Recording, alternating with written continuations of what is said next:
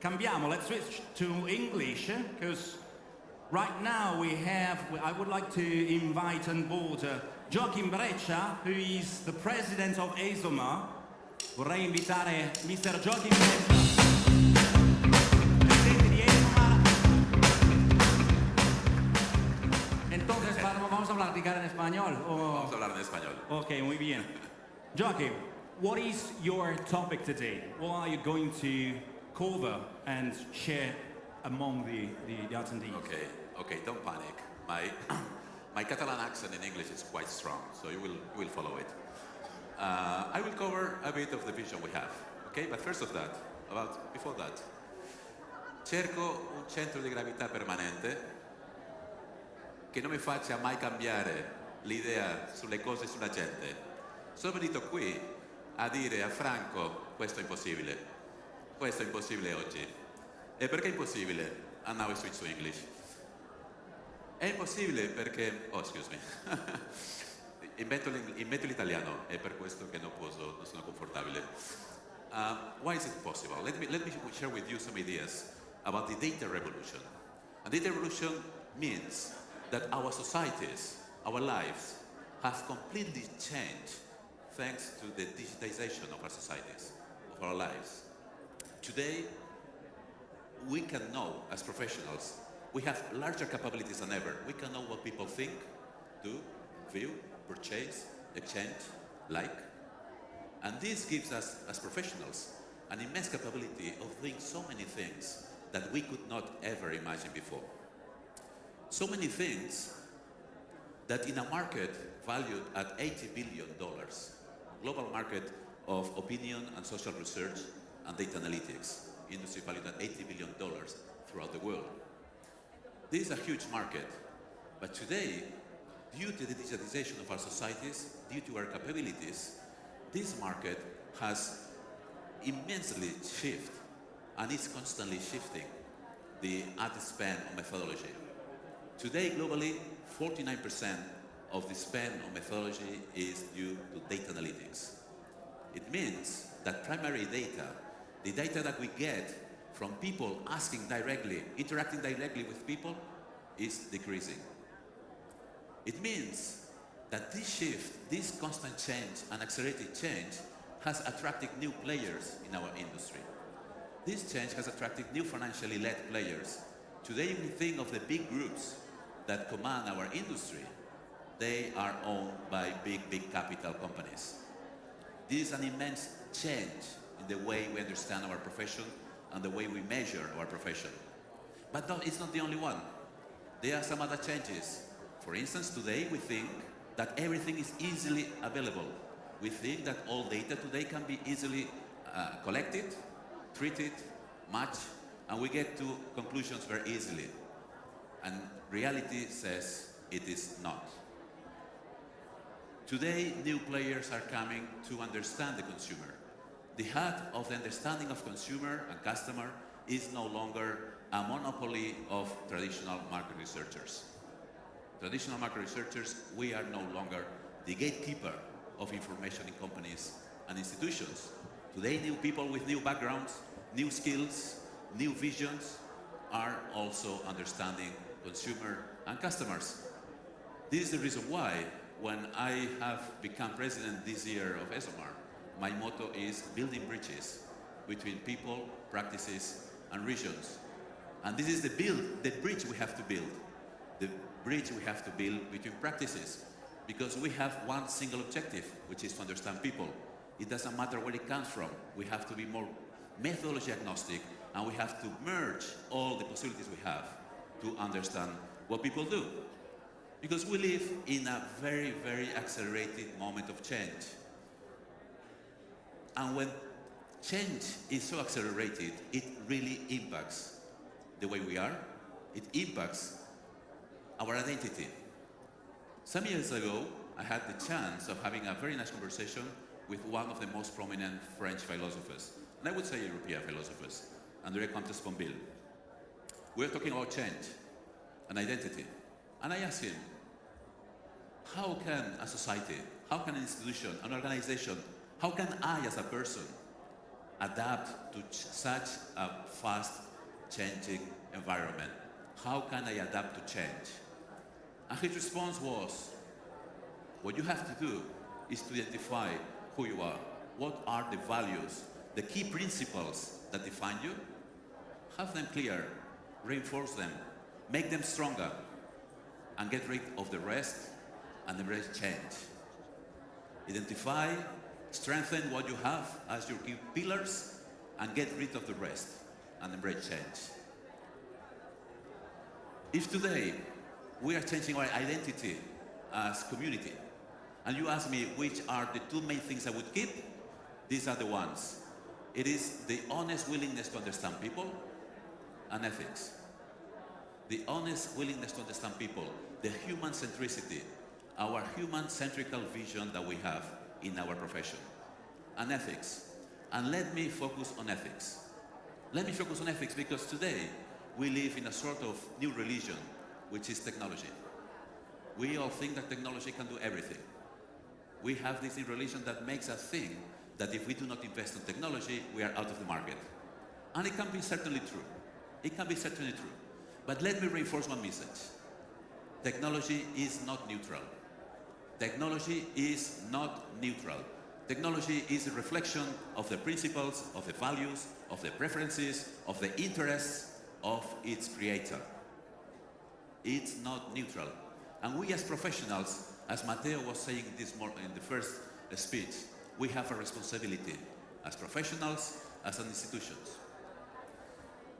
Let me just give you this report presented in June 2019, so this year, before summer. It is the UK Data Privacy Officer, UK Commissioner's Officer. In this report, it's about the real bidding. It's advertising programmatic, you know, all these pipelines that buy and sell all the advertisements online, which is totally automatic, automation at its highest extent.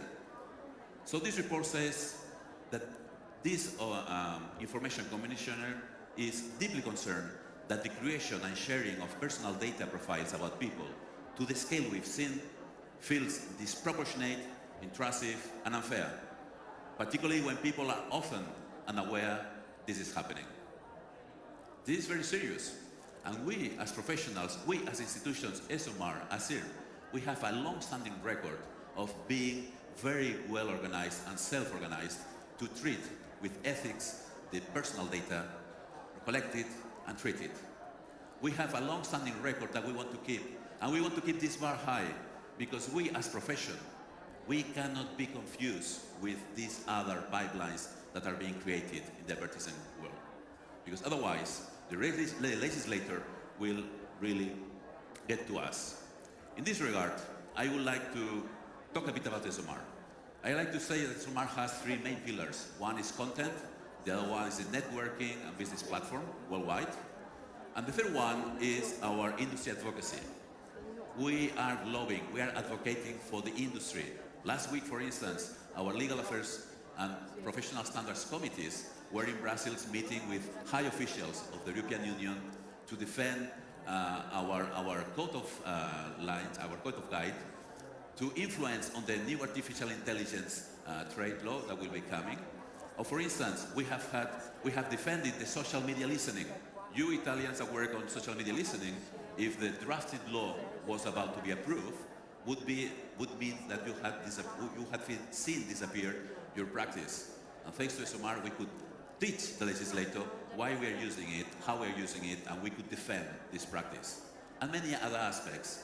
And these are the aspects that I very much welcome the speech of Matteo. We want to cooperate as the Global Industry, as the Global Industries Association. I understand that these bridges have also to be built with local associations. We must be stronger as profession. We must have our voice listened in a much louder way. We have to shout out, because what we bring, and following Matteo's speech, we bring value to society. We bring value to companies, to institutions, to organizations. We as professionals have to have a much stronger voice. So, very much welcome to work together in this challenge. 2 weeks ago, I was in Mexico DF. I like history. Mexico DF was Tenochtitlan, okay, the Aztecs. I could visit the spectacular Museum of Anthropology, and then an idea came to my mind. So in 1519 is seen as one of the clashes of two main cultures that were totally unknown. Okay, until this century, normally people, not countries, but let's say, okay, countries, were fighting one to the other, but they were quite similar. Here, the clash between Hernán Cortés and Moctezuma was amazing, because there were two cultures totally unknown. Tenochtitlan, the Aztec city, was in a lake. It was marvelous, fantastic. It was a clean city with zoos, with markets, with beautiful buildings. It was really a very sophisticated society. And these Spanish guys were coming with strange animals like horses, with guns, with this sort of dresses that nobody could understand. So they were totally strange. Two cultures, totally different, unknown, were just clashing at that time. What happened is that Hernán Cortés, because they had to understand each other, Hernán Cortés was bringing Jerónimo de Aguilar. He was a priest whose ship sank in Yucatan. So he was in Yucatan for some period of time. He could learn Maya with the community. So he could speak Maya. And Malinche was a Mayan lady that they took as prisoner. She was very smart. It's one of the female in history, very little known, but she was really, really amazing. So she could speak, of course, Mayan, she was Maya, but she also could speak Nehuatl, which is the language of the Aztecas, was the language of the Aztecas.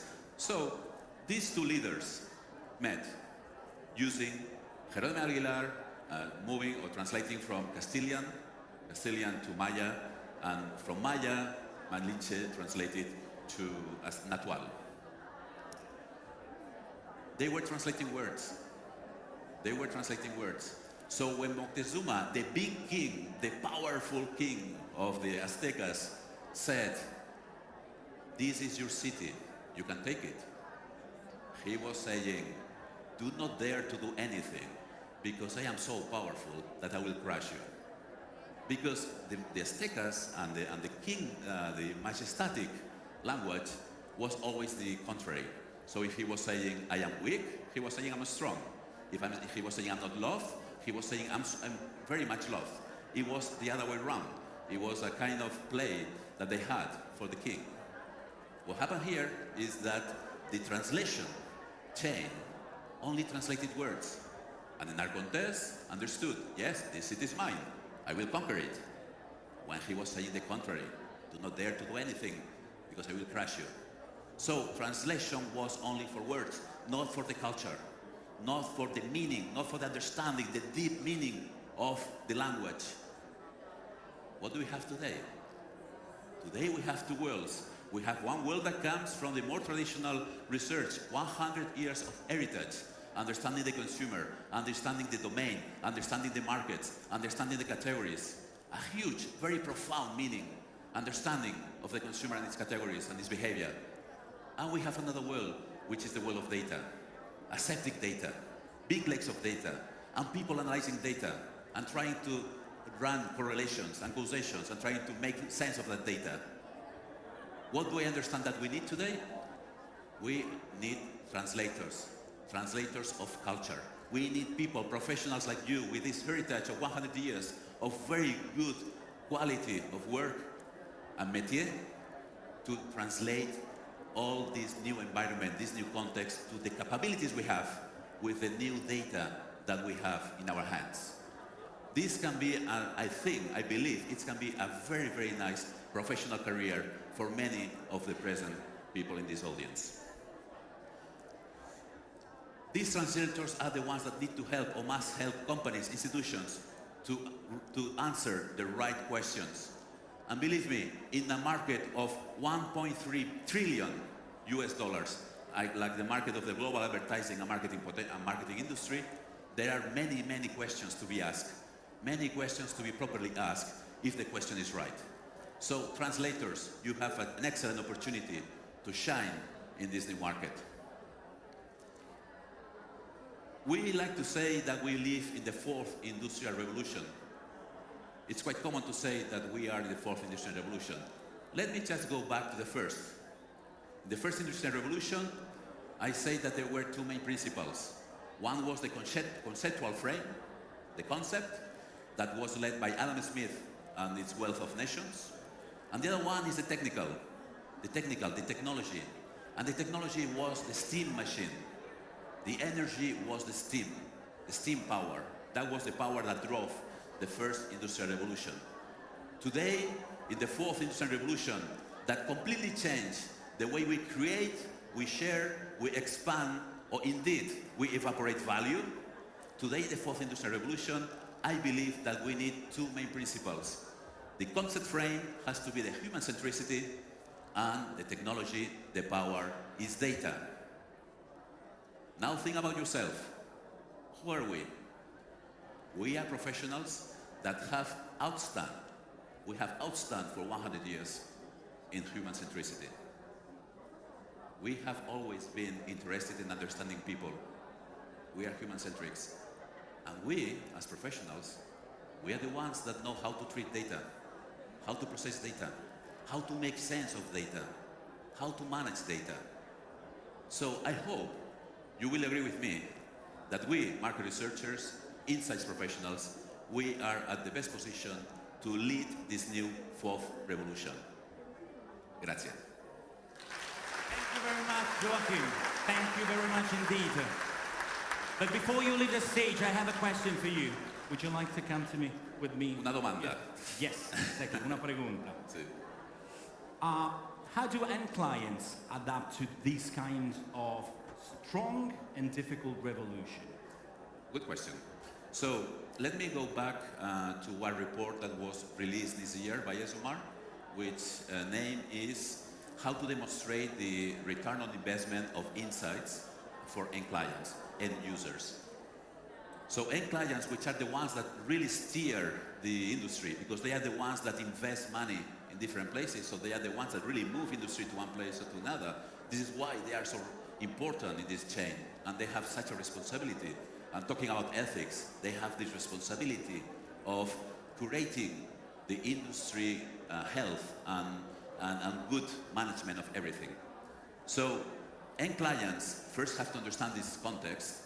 Of course, technology helps them to for instance, there is a main train on automation, there is a main train on democratization of data and insights among companies.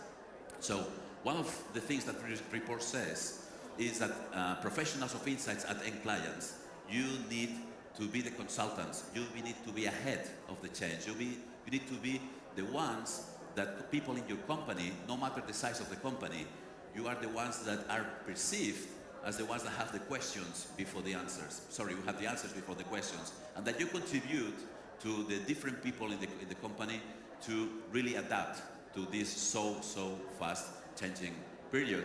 And let me just recall one thing that I've forgotten. As president of ESOMAR, I mean, io amo l'Italia, ok? Amo il mangiare, amo la Grazie, gente, amo a nome di tutti, grazie. Grazie. Ma è una cosa che mi manca, e mi manca la voce italiana alla scena internazionale. Italia, you're a big market. You're a big market. You do excellent things, but you are not so highly perceived, not highly, sorry, you are not so perceived in the industry as a whole. This industry is led mainly by Anglo-Saxons, what I say, so English, Dutch, Americans, people that speak English. Don't be shy. Don't be shy. Io sono catalano e sono il presidente. You are Italians. You have great practices. Share them with the whole industry. Share them with the whole industry because you have to elevate this voice. And the more importance you have in the international scenario, the most you can benefit of it. So this is my personal invitation for you to participate at international events, present papers, and have a much stronger voice. So that was my question. Just a final question. You mentioned a report that has been issued beginning of this year. Is this report available on the ESOMAR website? So if you are a member of ESOMAR, it is, as well as of the content and all the conferences and videos and papers, everything. If you're not a member, I don't know, maybe if you have maybe just an abstract. Maybe if you have some grappa or something, maybe we can see something. Wonderful. Thank you very much indeed. That's it. Thank you. That's it. Torniamo all'italiano, era Joaquim Bretcha, presidente di ESOMAR, che ci ha dato, come dire, una bella, un bel punto di vista, ma soprattutto una bella spinta energetica.